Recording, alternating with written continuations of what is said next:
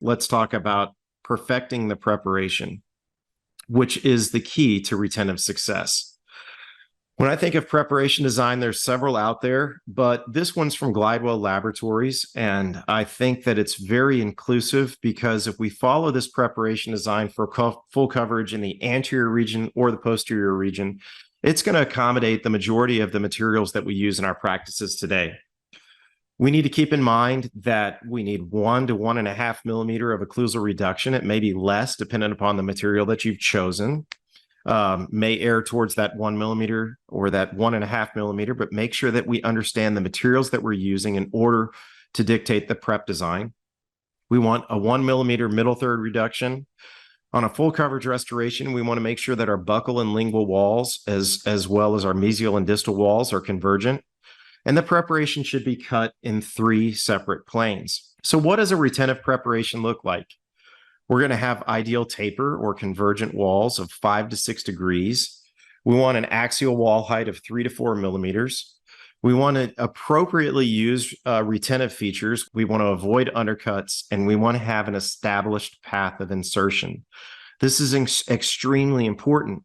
Now, what we need to understand is that ultimately previous restorations and caries is going to dictate our final prep design, but it's really important to keep these principles in mind as we're preparing teeth. Basically, here we are. The first coarse chamfer that I use has a 1.9 shank, which is right here, and then a 1.2 millimeter tip. So I want to bury that about half the way to 3/4 of the way, and then I know that I'm getting my 0.8 millimeter chamfer, and then I'm going to use that burr to cut it in 3 planes and refine my preparation.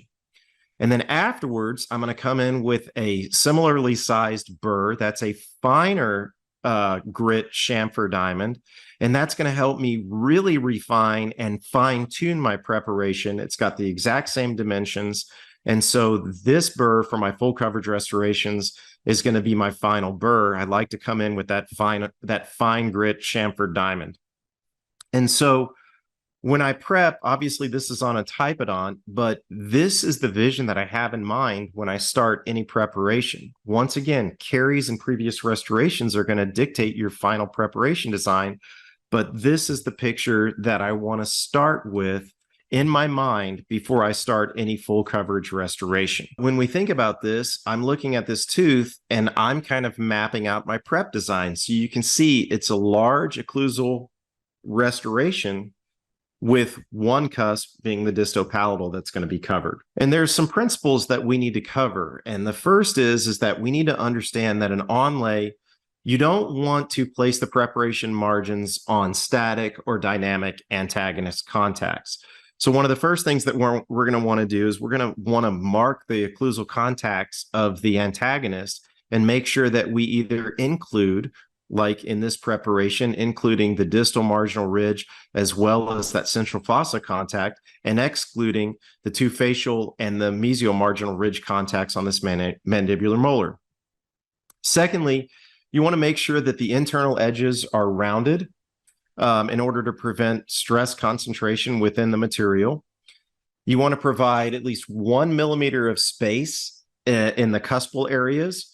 1.5 millimeters will ensure adequate material thickness. And you want to make sure that you have smooth cavo surface margins and about 4 to 6 degrees of divergence on these preparations versus convergence on a full coverage restoration. And that's where these inlay or onlay burrs come in real handy because they provide an adequate cutting surface as well as an appropriate divergence so that this restoration can be seated passively.